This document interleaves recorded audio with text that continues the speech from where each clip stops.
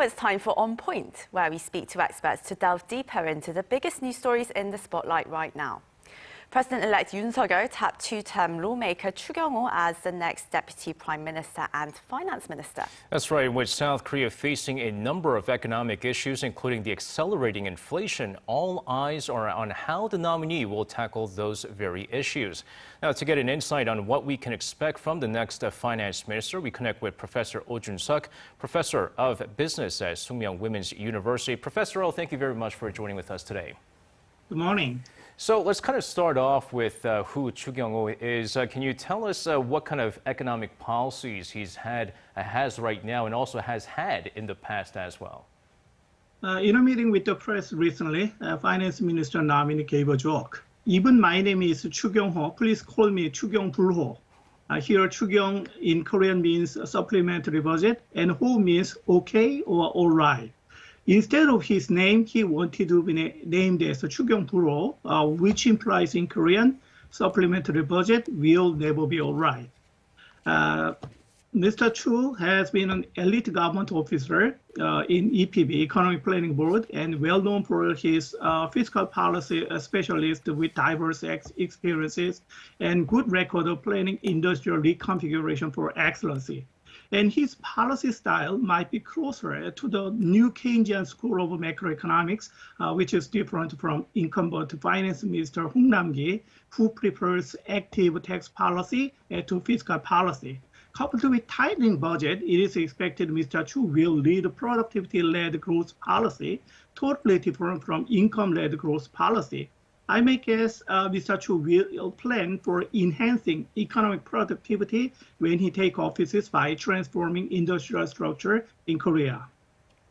Well, it sounds like he was pretty much made for the job, Professor, given his name, and let's hope that he does give this boost to the Korean economy. But, well, right now, the top priority for economic policymakers in Korea is beating this accelerating inflation. And, well, how do you think Choo is going to tackle this problem, given the very limited policy options? Not considering the contingent situation, there are two measures to tackle with inflationary pressure: tightening money supply and that interest rate hike follows. This might be the same case for Korean economy in the upcoming future. Now, the situation for a policymaker to count in contingent factors. What matters outside is too powerful to control the inflation. Ukraine and Russia account for 29% of all wheat export, and the cost of flour imports rose more than 20% in February. This could drive up the price of bread, instant noodles, and even packaged foods. The wheat price jump boosters animal feed prices, which has led to more expensive meat product. This means what Korea faces is a complex type of inflation, so-called agflation, inflation caused by price increase of agricultural products. This tells other than tightening money supply and interest rate hikes, it should be added to solve supply bottleneck or supply disruption simultaneously. So it needs to provide alternative supply channel of raw material, grain, and energy should be paralleled with the monetary policy. So, Professor Oh, we now have a new Bank of Korea governor in Lee Chang-yong, having been confirmed actually just yesterday. So, yeah, Finance Minister Choo Kyung-ho having to work alongside this new BOK governor here. This, of course, interesting because, excuse me, we had President Moon nominate the BOK governor. Do you see the two kind of working well alongside to tackle some of these economic issues? You got a great point, and yes, I think so. What you're considering is whether the fiscal policy and the monetary policy will be in good harmony with each other. Not to mention of his field experience in the ABD, and then the IMF. When he was a professor, almost all econ students in Korea start to learn economics, develop and advance their studies in economics with the textbook by Lee Chang-yong. And the BOK governor nominee's advisory professor, Lee Jung-woo, was also famous, a star professor of public finance. And the Professor Lawrence Summers, former finance minister in the United States, was also his advisory professor at Harvard.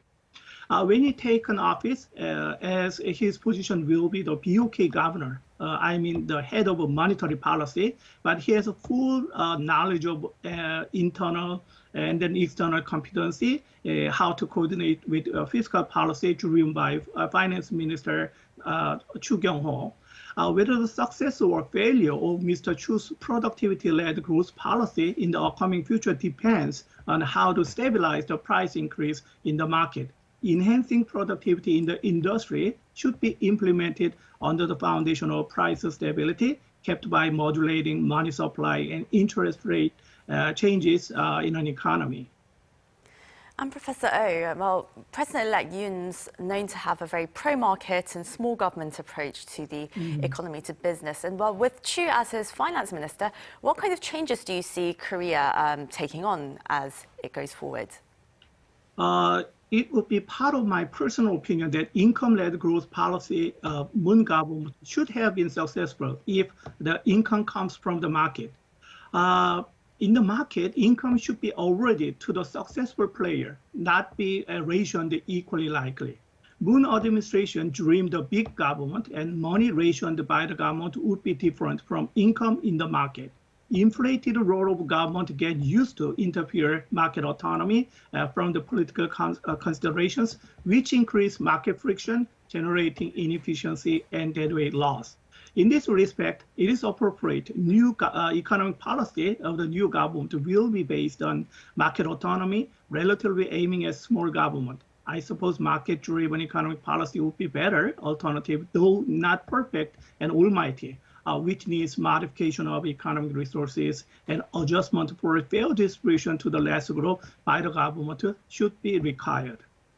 Again, it looks like we have to take a closer look at how things move forward for here. But Professor Oh, thank you as always for your insights, and we do look forward to talking to you again. Thank you for having me.